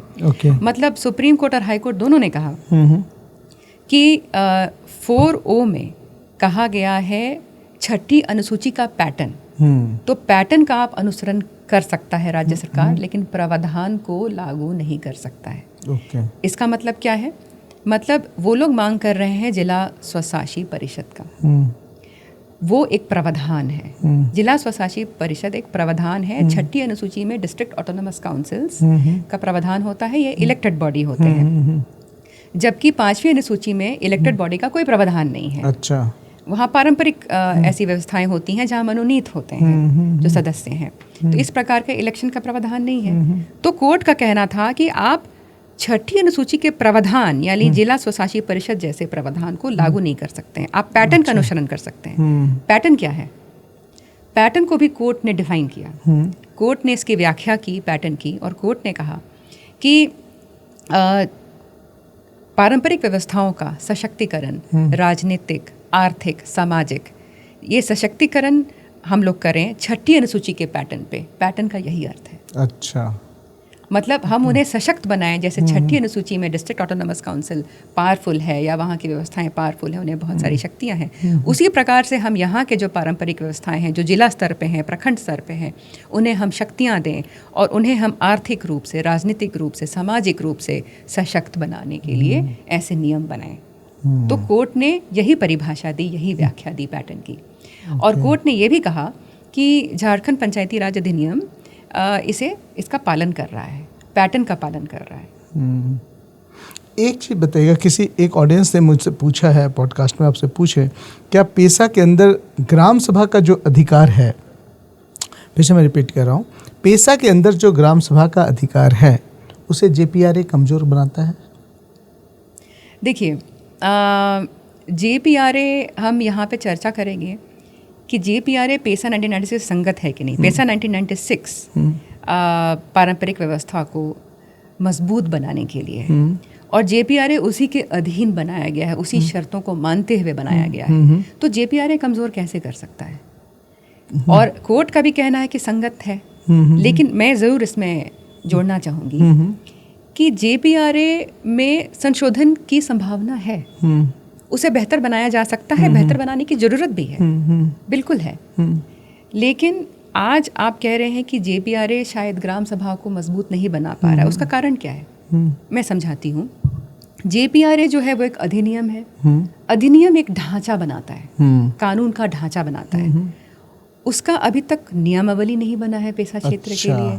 और नियमावली क्या करता है? उसी ढांचा के अंदर वो व्याख्या करता है, उसको किस प्रकार से लागू किया जाए, उसको विशिष्ट रूप से वो उसका व्याख्या करता है कि इस नियम को कैसे लागू करें, आगे कैसे बढ़ें इस नियम के साथ। जब नियमावली नहीं बनी है तो उसका प्रभाव कैसे आएगा जमीन पर? फिर इतना विवाद क्यों है, जबकि हाई कोर्ट, सुप्रीम कोर्ट ने स्पष्ट कर दिया है कि JPRA वैध है, फिर विवाद इतना क्यों है? देखिए, विवाद के दो स्रोत हो सकते हैं, कई स्रोत हो सकते हैं वैसे तो। एक स्रोत हो सकता है जहाँ बहुत ही जेन्युइन कन्फ्यूजन हो कि सचमुच एक भ्रम की स्थिति हो, लोगों को समझ में ना आ रहा हो, या उनकी एक परिभाषा हो, तो इसका हमें सम्मान करना चाहिए अगर लोगों की परिभाषा थोड़ी अलग है और इसीलिए वो उसे स्वीकार नहीं कर पा रहे हैं। किंतु मैंने पाया है, संकोच नहीं करूँगी कहने में, लेकिन मैंने पाया है कि कुछ लोग, मुझे ऐसा लगता है, प्रायोजित तरीके से भी बाधित करने का प्रयास कर रहे हैं। हाँ, क्यों? लेकिन ये एक बहुत ही संवेदनशील विषय होगा किसी और दिन। ठीक है, तो फिर भी मेरा एक क्वेश्चन ये रहेगा कि क्या जो पेशा या ग्राम सभा को पेशा में अधिकार मिला हुआ है, क्या कुछ इंस्टीट्यूशंस, ऑर्गेनाइजेशंस ऐसे हैं जिनको डर लगता है कि अगर ये अधिकार ग्राम सभा तक चला गया तो उनकी अपनी भूमिका खत्म हो जाती है? जी देखिए, निश्चित तौर पे एक चीज़ हमें समझने की ज़रूरत है, बिना पेशा की बात किए या बिना ग्राम सभा की बात किए हम एक जनरल बात करते हैं कि अगर किसी भी ऐसे व्यक्ति को या समूह को कोई अधिकार दिया जा रहा है जिससे वो सशक्त होगा, तो ऐसे कई संगठन होंगे जो उस तिथि से लाभ उठा रहे होंगे जब उनके पास ये अधिकार नहीं थे। अब आप अचानक उनको ये अधिकार दे दीजिएगा तो कुछ तो ऐसे समूह होंगे, कुछ ऐसे व्यक्ति विशेष होंगे जिन्हें इससे नुकसान होगा। बिल्कुल। तो निश्चित तौर पे आपको ऐसा लगता है? ऐसा स्वाभाविक है, ऐसा स्वाभाविक है और यही रीति है। तो बिल्कुल हर जगह होता है ये। क्या आपको लगता है कि झारखंड में आदिवासियों के अधिकार सुरक्षित हैं? जी, मैं ये कहूँगी कि मैं आपके सवाल का थोड़ा मोड़ के जवाब देना चाहूँगी। मैं कहूँगी कि आदिवासी के अधिकार को और अच्छी तरह से संरक्षित करने की संभावनाएं अभी बहुत हैं। और ज़रूरत भी है। जी, ज़रूरत है। मेरा यहाँ पे एक दो पर्सनल क्वेश्चंस रहेगा कि क्या वजह है कि आदिवासियों को कन्वर्जन अट्रैक्ट करता है? धर्मांतरण। देखिए, वैसे तो संविधान ने किसी भी धर्म को स्वेच्छा से अपनाने की हर व्यक्ति को आज़ादी दी है, और इसका मैं भी बहुत सम्मान करती हूँ कि किसी भी धर्म की कोई, और सभी धर्म सम्मानजनक हैं, क्योंकि ईश्वर तो ईश्वर है। आप उसे किसी भी नाम से पुकारेंगे, चाहे यीशु मसीह कहें या अल्लाह कहें या आप श्री राम कहें या आप धर्मेश कहें, सिंह बोंगा कहें, ईश्वर तो ईश्वर है। ईश्वरीय ताकत, ईश्वरीय शक्ति तो एक ही है, अलग अलग नाम। लेकिन आपने सवाल उठाया था धर्मांतरण का, तो ये एक संवेदनशील विषय है। जब तक स्वेच्छा से लोग धर्मांतरण की ओर बढ़ रहे हैं तो यह बहुत सुंदर बात है, बिल्कुल, क्योंकि वो अपने अधिकार का इस्तेमाल कर रहे हैं और भगवान को खोज रहे हैं अपने अपने तरीके से। लेकिन अगर कहीं भी धर्मांतरण किसी प्रलोभन से अगर किया जा रहा है या हो रहा है तो वो निश्चित तौर पे गलत है। मैं एक सवाल पूछता हूँ जी। मैं गिरिडीह से बिलोंग करता हूँ। मेरे गांव में पुरानी घर है मेरी, तो कुछ लोग पिताजी को अप्रोच किए, बोले चाचा जी हम स्कूल खोलेंगे, आप ये टूटी इमारत का क्या कर रहे हैं, हमें दे दीजिए। तो हमने जानने की कोशिश की कि भाई क्या करेंगे। उन्होंने बोला मैं एक स्कूल खोलूँगा, कुछ ABC नाम रहेगा। अब क्या है कि उनका जो मॉडल था कि कुछ एक पर्टिकुलर लोगों को हम फ्री पढ़ाएंगे और कुछ एक पर्टिकुलर लोगों से फीस लेंगे। मेरे पिताजी ने मुझे फ़ोन करके बताया कि ऐसे ऐसे हैं। मतलब पिटवाएंगे आप एक ही गाँव में। अब देखिए उनका मॉडल क्या था कि अगर बच्चे उनको वो एक पर्टिकुलर धर्म को एक्सेप्ट कर लेंगे तो उनके लिए एजुकेशन फ्री है। तो क्या ये प्रलोभन है धर्मांतरण के लिए? जी देखिए, ये तो है, ये तो मानते हैं, क्योंकि ये घर में मैं देख रहा हूँ अपने घर गांव में। जी जी, तो ये तो है झारखंड में। देखिए, शिक्षा या स्वास्थ्य ये सब मूल सुविधाएं हैं और इसमें किसी प्रकार का भेदभाव तो नहीं होना चाहिए। अगर या तो इसकी फीस हो तो सबके लिए हो, और अगर ये फ्री हो तो सबके लिए हो। या आप फ्री अगर इसको बनाना चाह रहे हैं तो उसका अगर आप आर्थिक आधार बनाना चाहते हैं कि कोई BPL कैटेगरी से है या उस प्रकार का कोई आधार है, तो वो मान्य है क्योंकि वो संवैधानिक है। लेकिन अगर इसका किसी प्रकार का और आधार बनाया जा रहा है तो वो तो निश्चित तौर पे सही नहीं है। ग्राम सभा सर्वोपरि है, इस बात को कानूनी रूप से सही ठहराना कितना मुश्किल है?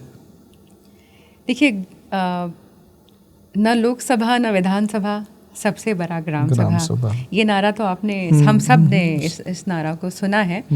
और मैं कहूँगी कि ये कानूनी रूप से इसे माना गया है, इसे स्वीकार किया गया है, क्योंकि सभी सरकारी योजनाओं में आप देखेंगे पाएंगे कि लाभुक चयन हो या कुछ भी अनुमोदन हो तो ग्राम सभा के स्तर से कराने का ऐसा नियम है, ऐसे प्रावधान है। किंतु सवाल ये है कि इसे कितनी निष्ठा से इसकी पालन हो रही है, क्योंकि कानूनी रूप से तो ये बहुत ही सरल है और इसे हर जगह स्वीकार किया गया है। जितने भी अधिनियम बन रहे हैं या इस प्रकार के नियम बन रहे हैं उसमें ये ज़रूर इसको जगह दी गई है, लेकिन कितनी निष्ठा से इसका पालन हो रहा है? आपको क्या लगता है? देखिए, इसमें संभावना है कि इसमें और ज़्यादा निष्ठा से इसकी पालन हो, क्योंकि और इसमें सिर्फ सरकार की जिम्मेदारी नहीं है। सरकार की इतनी जिम्मेदारी है कि सरकार इसकी जो जागरूकता करे इस विषय पे, और सरकार अवसर दे, इस नियम का लाभ उठाने का सही लोगों को अवसर दे। सरकार की ये जिम्मेदारी है। और ग्राम सभा की भी जिम्मेदारी है कि जब उनको ये लाभ मिला है, ये उनको मिल रहा है कानून से इस तरह का लाभ, तो वो इसकी खानापूर्ति ना होने दें। ये तो सामाजिक जिम्मेदारी भी है। और अगर खाना पूर्ति हो रहा है तो वो अपने अधिकार का, कानूनन जो अधिकार उनका है, उसका सही इस्तेमाल करें। तो ये दोनों तरफ से देखिए। एक सवाल मैं पूछूं यहाँ पे आपसे, शिक्षा, स्वास्थ्य, ये मूल अधिकार होना चाहिए आम जनता का। कहीं धर्मांतरण अगर सरकार नहीं दे रही है और ये एक लालच है, तो क्या ऐसा लगता है कभी कभी कि सरकार अनदेखा करती है धर्मांतरण को? देखिए या ये हो सकता है कि सरकार भी चाहती है कि अरे तुमको जो धर्म लेना है ले लो यार, लाभ से लो, लोभ से लो, क्या फर्क पड़ता है? देखिए, अगर बहुत स्ट्रिक्टली कहें तो जब हम प्रियम्बल देखते हैं तो इंडिया को सेक्युलर कहा जाता है। हाँ, इट्स अ सेक्युलर कंट्री, तो किसी धर्म पे आधारित नहीं है। ट्रू। तो इसीलिए किसी भी धर्म को बढ़ावा भी नहीं दे सकती है सरकार। हाँ, लेकिन ये भी तो हो सकता है कि कभी नहीं हुआ, अरे मैं बगल से जा रहा था, अच्छा देखा नहीं है, देखे थे बट मैंने अनदेखा कर दिया, इनफ है ये बाकी चीज़ों को समझने और करने करवाने के लिए। तो प्रेम्बल देखना बुक में और सब चीज़, और एक अनदेखा कर देना, बोला कि अच्छा ये हो गया, मुझे पता ही नहीं था। ये मैं फिर से कहूँगी कि ये एक पॉलिसी तो नहीं हो सकती है, लेकिन एक व्यक्ति विशेष हो सकता है, किसी व्यक्ति विशेष का इस प्रकार का उसकी मानसिकता हो। कभी दिल में दुख नहीं होता मैम कि हम आदिवासी समुदाय से हैं या झारखंड में धर्मांतरण एक बड़ा मुद्दा है? मैं इस विषय में यही कहना चाहूँगी कि जो परंपरा होती है, जो भी समाज की जो परंपरा है, जो आपकी है या आदिवासी समाज की आदि धर्म है, सरना धर्म है, हजारों साल से चली आ रही है।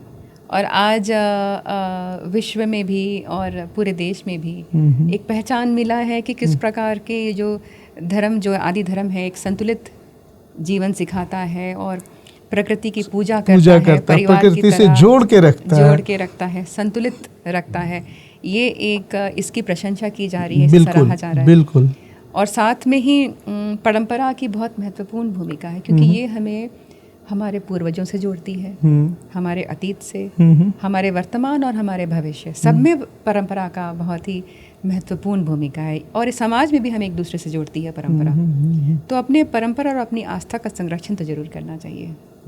एक ऑडियंस ने मुझसे पूछने के लिए आपसे कि पारंपरिक व्यवस्था जैसे मुंडा गोमके, मांझी हड़क, क्या आज के लोकतंत्र में उनका सम्मान बना हुआ है, बचा हुआ है?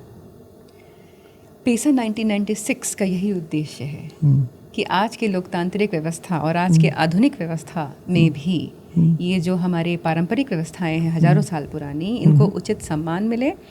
अभी मैं आपको ये कहना चाहूँगी कि आज अगर आप जाएंगे तो माझी परगना महल या मानकी मुंडा या राजी पढ़ा, इनको अपने अपने समाज में बहुत सम्मान है। और कई जगह ये बहुत ही सुचारू रूप से भी इनकी सारी जो मतलब क्रियान्वयन और उनका जो कार्यकलाप है ये लोग कर रहे हैं, आज भी कर रहे हैं। लेकिन बहुत जगह संगठित भी नहीं है, बहुत जगह टूट गया है, बिखर गया है। तो अपने समाज में इनको सम्मान है, लेकिन आपका सवाल था कि सरकार से इसको पहचान या मान्यता मिली है कि नहीं। तो हाँ, अभी जो है इसी के लिए पेसा कानून बना है। पेसा कानून में ग्राम सभा के साथ साथ बहुस्तरीय पारंपरिक व्यवस्था को भी सशक्त करने का प्रावधान है। तो पेसा 1996 के तहत JPRA का गठन हुआ है और JPRA बस एक ढांचा है। उसको जमीन तक पहुंचाने के लिए, उसका प्रभाव जमीन तक पहुंचाने के लिए नियमावली की आवश्यकता है। बिना नियमावली के उसका जो प्रभाव है जमीन में दिखेगा नहीं। तो वो नियमावली नहीं बनेगी तो संवैधानिक अधिकार से लोग वंचित रह जाएंगे। इसीलिए उसको जिस प्रकार से भी आप संशोधित करना चाहते हैं, बदलाव करना चाहते हैं, जैसा भी करना चाहते हैं, आगे बढ़ने का रास्ता सोचने की ज़रूरत है। और वो मतलब जितनी जल्दी संभव हो, क्योंकि बहुत साल बीत चुके हैं, झारखंड बने भी 25 साल हो गए हैं और सोच विचार में ही सारा साल निकल गया है। तो इस प्रकार से कितने साल और सोचेंगे, इस पे भी एक विराम लगाने की ज़रूरत है। आपकी कभी इस मुद्दों पे कल्पना सोरेन मैडम से बात नहीं होती?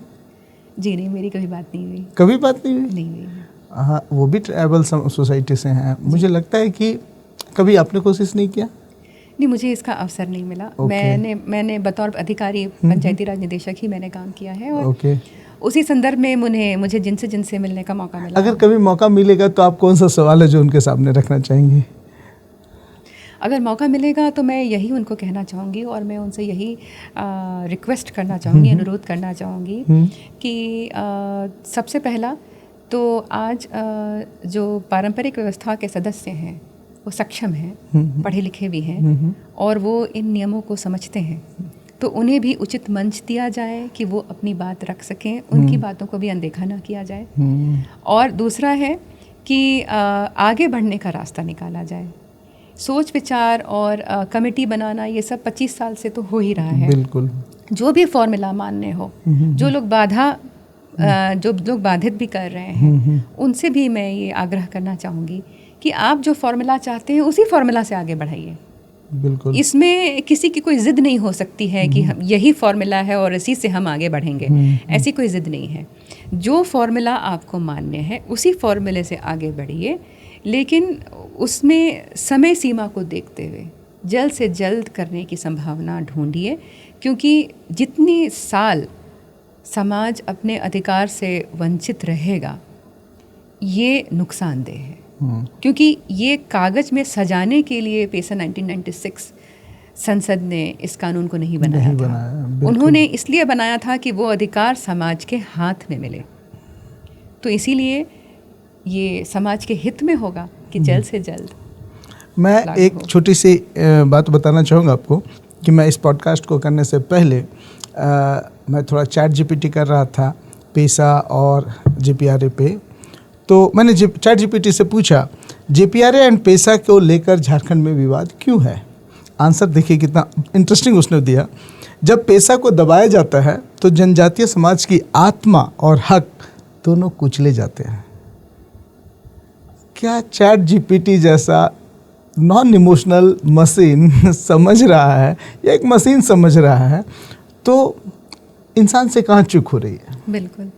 एक चैट जीपीटी, एक एआई के बारे में, आर्टिफिशियल इंटेलिजेंस के बारे में एक चीज़ हमें समझना होगा, वो जो भी आपको रिस्पॉन्स दे रहा है वो कहीं ना कहीं जो भी डिजिटल प्लेटफॉर्म में जो भी आपके सूचनाएं हैं, इंफॉर्मेशन है, उसी को जोड़कर वो आपको वो रिस्पॉन्स दे रहा है, वो जवाब दे रहा है। इसका मतलब कि कहीं ना कहीं जो समाज अपने अधिकार से वंचित रह जा रहा है उसके तो दुष्प्रभाव तो ज़रूर हैं।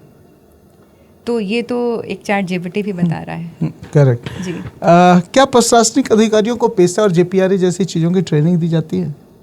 जी हाँ, अभी तो पेसा नियमावली अभी बनी नहीं है, लेकिन उसके लिए मुझे याद है कि जब CS सर थे और उसके पहले भी जब इसे लागू करने की बात हो रही थी, जब हमें लगा था बस लागू होने वाला है, तब हमें विभाग को तैयारी करने के लिए कहा गया था कि आप किस प्रकार से सभी लोगों को ट्रेनिंग देंगे, अधिकारियों को, कर्मियों को, और हमने इसकी एक ट्रेनिंग मॉड्यूल भी तैयार की थी कि किस प्रकार से अधिकारियों को और सेंसिटाइज करेंगे, ट्रेनिंग करेंगे पेसा के लिए। ओके जी। कभी आप ऐसा जब पंचायती राज में जो डायरेक्टर थे तो महसूस की कि जनसभा के अधिकारों को कैसे नज़रअंदाज किया जा रहा है? देखिए, इसमें मैं कहूँगी कि पंचायती राज व्यवस्था त्रिस्तरीय, अब हम जो पारंपरिक व्यवस्था है उससे हटकर बात करते हैं। पारंपरिक व्यवस्था तो आपका जो आप बता रहे थे, माझी परगना महल, पढ़ा और मानकी मुंडा, ये हो गया। पंचायती राज व्यवस्था आपका त्रिस्तरीय पंचायती व्यवस्था है, जहाँ पे इलेक्शन से नामित होते हैं लोग, इलेक्शन से चुनाव जीत कर आते हैं। तो इसकी जो परिकल्पना की गई थी, इसे जब संविधान में जोड़ा गया था तब इसलिए जोड़ा गया था कि जो बिल्कुल ज़मीनी स्तर पे जो लोग हैं, लोकतंत्र में उनकी भागीदारी सुनिश्चित हो। उनकी भागीदारी कैसे सुनिश्चित होगी? जब आप उन्हें शक्तियाँ देंगे। तो अगर वो शक्तियाँ उन्हें नहीं मिली है तो वो भागीदारी नहीं कर पाएंगे विकास में, और जो आपके सामाजिक कल्याण योजनाएं इस तरह की जो भी होती हैं उसमें तो वो अपना योगदान नहीं कर पाएंगे। तो इसलिए बहुत ज़रूरत है कि किसी इन जो त्रिस्तरीय व्यवस्था भी है, इसे भी शक्तियाँ जो कि संवैधानिक शक्तियाँ हैं वो उन्हें भी दी जाए, प्रदान की जाए। झारखंड में पेसा को लागू करने के लिए पहला स्टेप क्या होना चाहिए? पेसा को लागू करने के लिए सबसे पहले तो नियमावली लागू करना पड़ेगा। ओके। नियमावली जब भी लागू हो, जिस भी तरीके से लागू, जितना भी संशोधन कोई करना चाहे उसमें हो सकता है, लेकिन उसे लागू हो जाना चाहिए। क्या उम्मीद लगता है आपको कि इस साल लागू हो जाएगा? मैं आपको ये तो ज़रूर बताना चाहूँगी कि फ़िलहाल एक कोर्ट में कंटेम्प्ट भी चल रहा है इस विषय पर, और मैं ये भी बताना चाहूँगी कि भारत सरकार का भी बहुत ज़्यादा इस पे प्रेशर था मेरे समय में भी। उन्होंने बल्कि पंचायती राज व्यवस्था के जो 15 वित्त आयोग का जो अनुदान होता है वो भी रोक दिया था। ओके। कि पेसा रूल्स लागू नहीं होगा तो हम अनुदान नहीं देंगे। ओके। इस प्रकार से भारत सरकार से भी प्रेशर है, और कोर्ट की माननीय कोर्ट का तो जो है आदेश का पालन करना ही है। तो मुझे लगता है ऐसे में पेसा नियमावली तो लागू होगा। थोड़ा देर से है, देर हो सकता है, लेकिन लागू तो ज़रूर होगा। ओके। समाज और कानून के बीच की लड़ाई को भरने के लिए अफसरों को क्या पहल करना चाहिए? देखिए, जो अफसर हैं वो समाज और कानून के बीच एक कड़ी हैं। यही उनका मुख्य उद्देश्य है अफसर होने का, और इसके लिए उनको सभी नियमों के बारे में जागरूकता लाना और सही अवसर प्रदान करना उन्हीं नियमों के आधार पर, और संवेदनशीलता के साथ करना। यही मुझे लगता है, यही अधिकारियों का जो सबसे महत्वपूर्ण भूमिका है अधिकारियों की। क्या लोकल सेल्फ गवर्नेंस सिर्फ कागजी बन के रह गया या इम्प्लीमेंटेशन है? लोकल सेल्फ गवर्नेंस में और भी मजबूत करने की संभावनाएं हैं। आप अगर देखेंगे जितने भी विकसित राज्य हैं देश में, आप केरला मॉडल ले लें या महाराष्ट्र मॉडल, राजस्थान मॉडल, जो भी मॉडल ले लें, वहाँ पे त्रिस्तरीय पंचायती राज व्यवस्था, या इवन महाराष्ट्र में आपकी पेसा व्यवस्था भी, पारंपरिक व्यवस्था भी बहुत मजबूत है। okay. मतलब जब तक आप कह सकते हैं कि नींव जब तक मजबूत नहीं होगी तब तक जो विकास को आप जिस गति से आगे बढ़ना चाहते हैं वो गति से आगे आप नहीं बढ़ पाइएगा। तो नींव को मजबूत करना ज़रूरी है, यानी कि जो स्वशासन व्यवस्था है, लोकल सेल्फ गवर्नेंस, उसको मजबूत किए बगैर संभावना बहुत कम है कि कोई भी विकास जो है वो लॉन्ग लास्टिंग हो या सही गति में, सही दिशा में बढ़ सके। क्या आदिवासी समाज का कोई धार्मिक किताब है, धार्मिक ग्रंथ है? नहीं, आदिवासी समाज का कोई लिखित इतिहास नहीं है, लेकिन ये बहुत खूबसूरत सवाल है। क्योंकि हजारों साल से एक तरह से जो पूर्वजों ने जो सिखाया है वही मौखिक रूप से उसका निर्वहन किया जा रहा है, उसका पालन किया जा रहा है। जैसे मैं उदाहरण देती हूँ, भगवान बिरसा मुंडा, उनका इतिहास कैसे पता चला? तो जो हमारे गीत हैं, संगीत हैं, नृत्य हैं, उनमें हमारा इतिहास है। हमारी जो आस्था है, हमारे जो रूढ़िजन्य रीति रिवाज हैं, उनमें हमारा जो इतिहास है। तो इसीलिए पेसा 1996 है, क्योंकि अगर ये रूढ़िजन्य विधि, ये सामाजिक और धार्मिक प्रथा, परंपरागत प्रबंधन अगर ये नहीं संभाल पाए तो आदिवासियत और आदिवासी की विरासत खत्म हो जाएगी। लिखित इतिहास नहीं है। आप जो अपने जीवन में सीखी है उससे आप आदिवासी समाज को क्या संदेश देना चाहेंगे? देखिए, मेरे जीवन में जहाँ तक पहुँची हूँ, मैं शिक्षा के माध्यम से और शिक्षा के आधार पर पहुँची हूँ। तो मैं अपने समाज के भाई और बहन सबको यही संदेश देना चाहूँगी कि शिक्षा और सही जानकारी आज सबसे महत्वपूर्ण है। आप चाहे नौकरी करना चाहते हो, चाहे व्यवसाय करना चाहते हो, जिस भी क्षेत्र में आगे बढ़ना चाहते हो, और यही आपको ताकत देगा। और साथ ही ये भी मैं कहना चाहूँगी कि आगे आप जितना बढ़ जाएं, शहर में आ जाएं, आपको बहुत सफल भी आप हो जाएं, बहुत पैसे भी कमाने लगें, फिर भी अगर आप अपने परंपरा से नहीं जुड़े हैं, अपने आस्था से आप कट गए हैं, तो फिर वो सब जो है बहुत ही उसका कोई मायने नहीं रह जाता है। बिल्कुल। जो भी आप सफलता हासिल करते हैं, तो शिक्षा पाना है, आगे बढ़ना है, अपने साथ साथ समाज को जोड़ के रखना है, उन्हें भी अवसर प्रदान करने हैं, और अपनी परंपरा आस्था से भी जुड़ के रहना है। कुछ क्विक क्वेश्चन मैं पूछता हूँ आपसे। आपको कौन सी सिटी ज़्यादा पसंद है, दिल्ली या Ranchi? Ranchi. Okay, last book आपने कौन सी पढ़ी है? लास्ट बुक मैं बहुत सारी किताबें पढ़ती रहती हूँ। हाँ। एक किताब था जो मेडिटेशन पे था। मेडिटेशन? हाँ। वाओ। अगर आप राज्यपाल होती तो पहला आदेश क्या देती? मैं पहला आदेश देती क्योंकि माननीय राज्यपाल महोदय का 5वीं अनुसूचित क्षेत्र में बहुत उनकी शक्तियाँ हैं, तो मैं 5वीं अनुसूचित क्षेत्र के संदर्भ में ही आदेश देती। आप अपने पिताजी से वो कौन सा लेसन सीखे हैं जो अभी भी याद है? मेरे पिताजी से मैंने सीखा है पेशेंस, Okay. सब्र, और वो ही मुझे हमेशा सबसे ज़्यादा मुझे वही शक्ति देता है, सब्र। प्रधानमंत्री से आपको अगर 1 मिनट का मौका मिले तो कौन सा बात है जो आप कहना चाहेंगे? मैं उनको तो पहले धन्यवाद करना चाहूँगी कि उन्होंने अपने विजन से इस प्रकार से अलग अलग आयाम में देश को बढ़ाया है। साथ में उनसे अनुरोध करना चाहूँगी कि झारखंड जैसे राज्य और झारखंड जैसे राज्य में जो जनजाति हैं उनके लिए भी वो बहुत सारे उन्होंने पहल की है, और उन्हें प्राथमिकता देते हुए आगे भी इसी प्रकार का पहल करते रहें। कभी कभी छोटे एक्शन से भी बड़ा इम्पैक्ट होता है। कोई एक ऐसा मेमोरी जब आप पंचायती राज में डायरेक्टर थी जो आप हमारे ऑडियंस से शेयर करना चाहेंगे, जो बड़ा इम्पैक्ट क्रिएट किया? क्योंकि हम लोग पेशा का ही बात कर रहे हैं और तो पेशा का जो अनुभव है उसने मुझ पर बहुत इम्पैक्ट किया। ओके। जी, क्योंकि यूँ तो हम अधिकारी हैं, हम अपने काम से इमोशनली नहीं जुड़ते हैं। हमें बहुत सारा काम करना होता है और प्रशासनिक दृष्टिकोण से ही हम करते हैं कुछ। तो वैसे ही पंचायत के और बहुत सारे काम थे। डिजिटल पंचायत एक बहुत ही चुनौतीपूर्ण एक काम था, उससे में मुझे बहुत आनंद आया वो मुझे निभाते हुए उस दायित्व को। लेकिन पेशा का मुझ पर बहुत प्रभाव हुआ। स्मार्ट विलेज और डिजिटल पंचायत जैसी चीज़ें क्या ज़मीन पे बदलाव ला सकती है या लाई है कुछ? जी, डिजिटल पंचायत का ये प्रभाव आया है, आज मैं कह सकती हूँ इवन झारखंड में, कि ये योजना मेरे समय में ही शुरू हुई है। और पहले इसे सरल तरीके से समझाती हूँ कि शिकायत आती थी कि पंचायतों में ताले लटके रहते हैं। तो मुझे मेरे सीनियर उस समय राजीव अरुण एक्का सर थे, उन्होंने मुझे यही कहा था सबसे पहले कि तुम्हारे पास सबसे बड़ा चैलेंज है कि वो ताला हटाओ पंचायत से।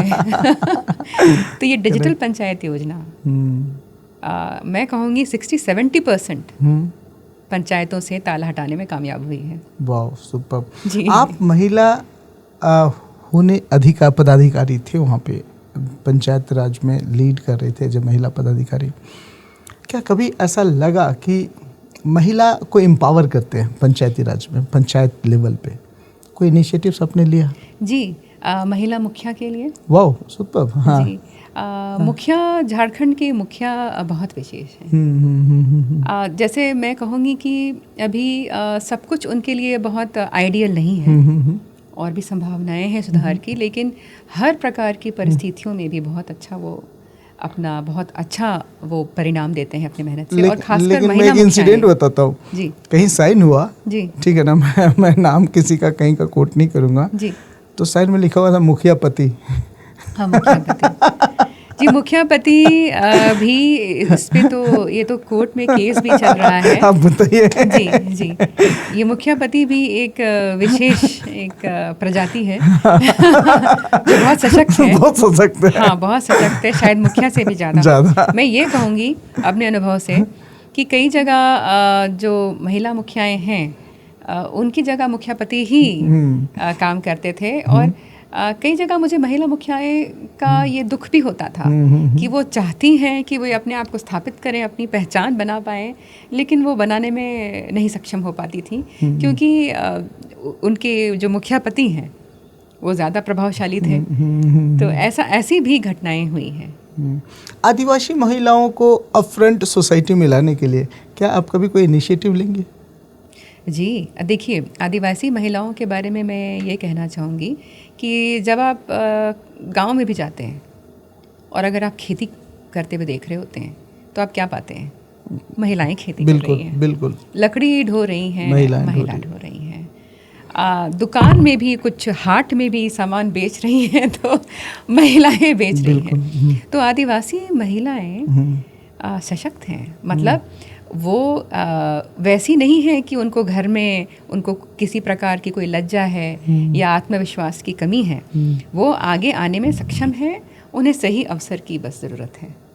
तो आप सोचिए, जिन महिलाओं को उतने अवसर नहीं भी मिले हैं, उतने कंफर्ट नहीं मिले हैं, फिर भी वो आपको हर जगह दिख रही हैं। नहीं, आदिवासी महिलाओं के साथ एक अच्छी बात रही, वो समाज को लीड किया फ्रंट से। हिस्ट्री है, ठीक है ना। हाँ, लेकिन मॉडर्न युग में कहीं ना कहीं वो पीछे हो गई है। क्या आपको ऐसा लगता है? मॉडर्न युग में देखिए, अवसर जो है ना, अगर समान अवसर, क्योंकि आधुनिक युग और जो हजारों साल पुराने जो हमारी व्यवस्थाएं थी, दोनों में बहुत अब अंतर है। पहले आदिवासी समाज का हम लोग मानसिकता समझते हैं। आदिवासी समाज में सामूहिक जो है एक लाइफस्टाइल की आदत है, कंपटीशन नहीं है। ट्रू, ठीक है, बिल्कुल। तो हमें नौकरी के लिए कंपटीशन करना है या हमें कुछ वस्तु चाहिए, वहाँ मटेरियलिज्म नहीं है। ठीक है, भौतिक सुखों के पीछे आदिवासी समाज के लोग नहीं भागते, वो कम चीज़ों में ही सुखी और संपन्न रहते हैं। बिल्कुल।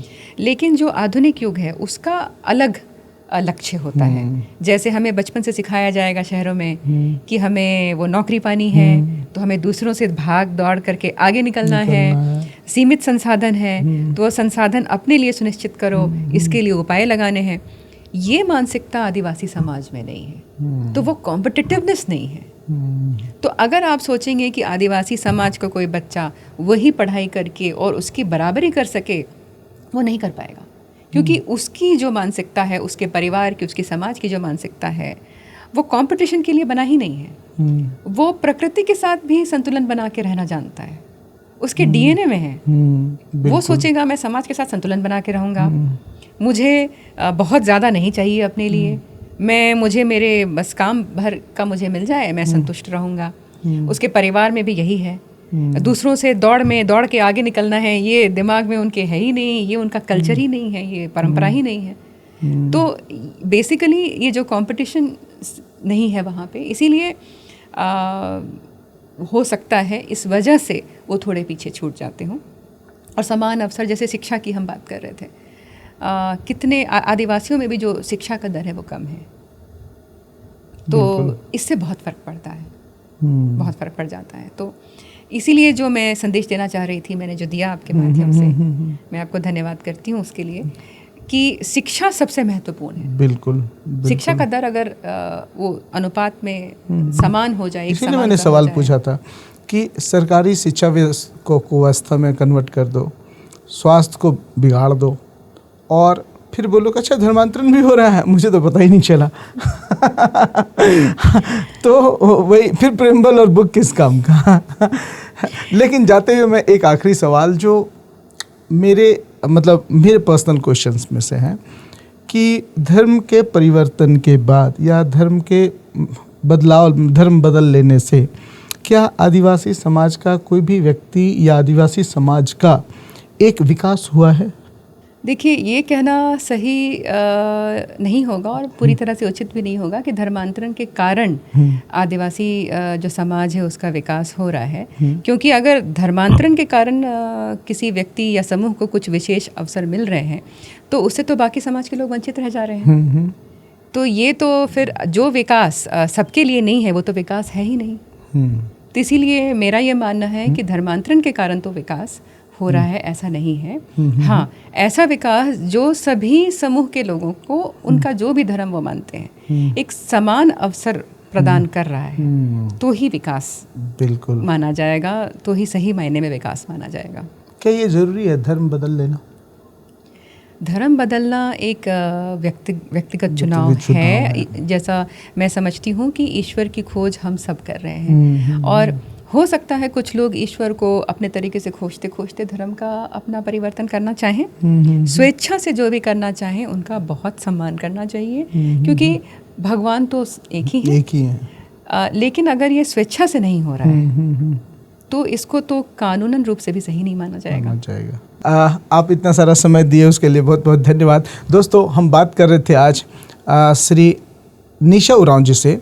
अपने दायित्व का अच्छे से निर्वाह करते हुए समाज के लिए चिंतित हैं और समाज के कल्याण के लिए, समाज के भले के लिए और एक अच्छे सुनहरे कल के लिए बहुत बड़ी जिम्मेवारी के साथ काम कर रही हैं। हम इनको धन्यवाद देते हैं हमारे साथ इतना सारा समय बिताने के लिए। धन्यवाद मैम।